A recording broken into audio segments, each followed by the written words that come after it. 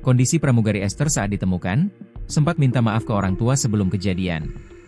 Tim SAR gabungan telah berhasil menemukan 10 korban dan 1 bodypak berisikan bagian tubuh berupa tulang dalam insiden pesawat ATR 42500 yang jatuh di Gunung Bulu Saraung, Kabupaten Pangkep, Sulawesi Selatan.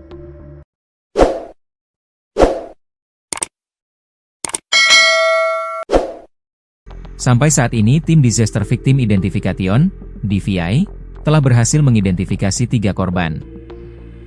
Terbaru, jenazah Esther Aprilita Sianipar, pramugari pesawat ATR 42500, berhasil teridentifikasi pada Jumat, 23 Januari 2026. Korban teridentifikasi melalui sidik jari, gigi, properti dan ciri medis cocok dengan nomor antemortem 002 atas nama Esther Sianipar. Kantong jenazah Esther Aprilita terregister dengan nomor PM62B04. Esther Aprilita beralamat di Kecamatan Caringin, Kabupaten Bogor, Jawa Barat. Tim gabungan sudah berhasil mengidentifikasi total 3 korban, ujar Kabid Dokes Polda Sulsel, Kombes Muhammad Haris. Kepala Pusat Identifikasi, Kapusiden, Bareskrim Polri, Brigjen Masyudi, mengatakan jenazah Esther Aprilita masih dalam kondisi utuh. Kondisinya masih bagus, sehingga tangan atau sidik jarinya masih bisa terbaca, kata Brigjen Masyudi. Masyudi menjelaskan, dari 10 penumpang dan kru pesawat, sejauh ini 3 korban yang berhasil diidentifikasi.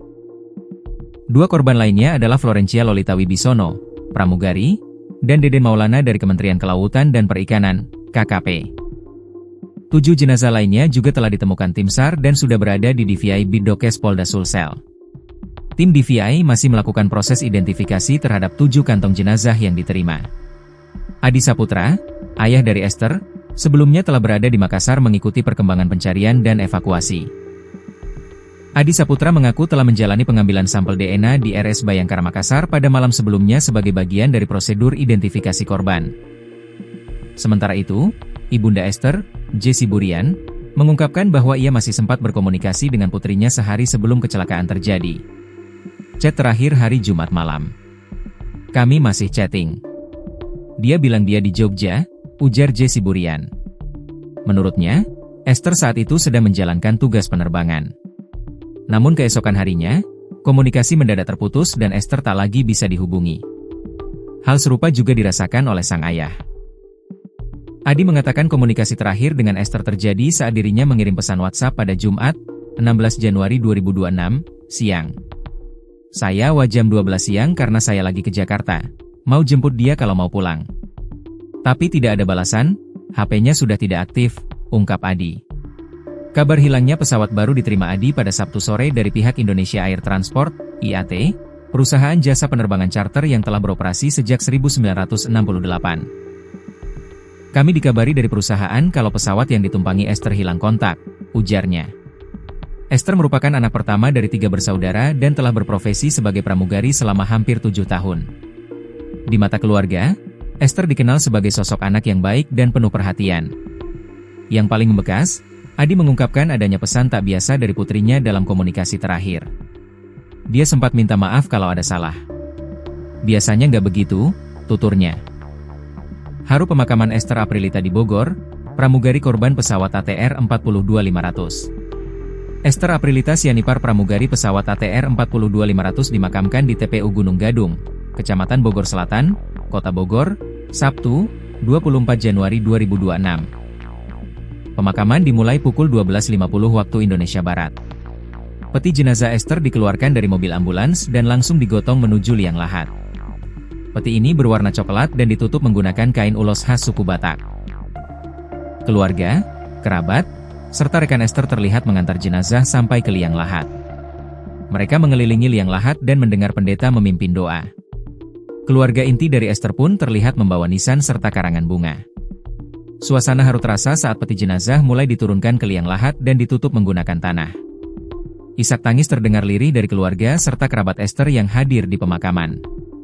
Sejauh ini, pukul 13.45 WIB, proses pemakaman masih berlangsung.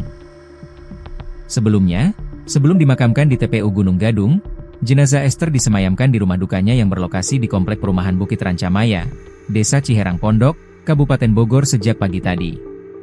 Jasad Esther disimpan di dalam peti berwarna coklat. Kain berwarna coklat juga terlihat dipasang.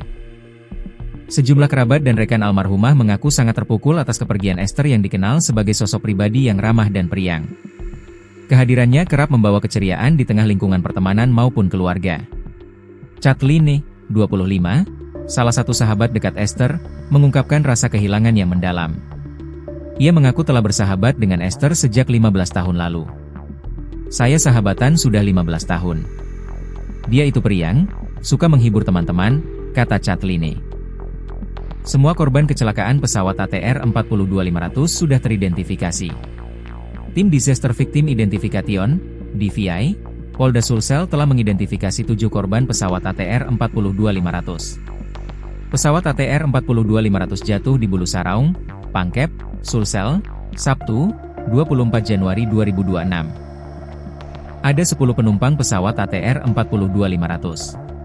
3 orang lebih dulu diidentifikasi yaitu 2 orang pramugari Florencia Lolita Wibisono dan Esther Aprilita serta pegawai Kementerian Kelautan dan Perikanan, KKP, Deden Mulyana. Ketiganya telah diserahkan ke keluarganya. 7 orang lainnya juga telah berhasil diidentifikasi, yaitu pilot Kapten Andi Dahanto dan kopilot Farhan Gunawan. Flight Operation Officer, FOO, Haryadi dan 2 orang engineer onboard, EOB, atau teknisi bernama Resti Ed dan Dwi Murdiono. 2 penumpang lainnya yaitu Ferry Irawan dan Yoga Naufal.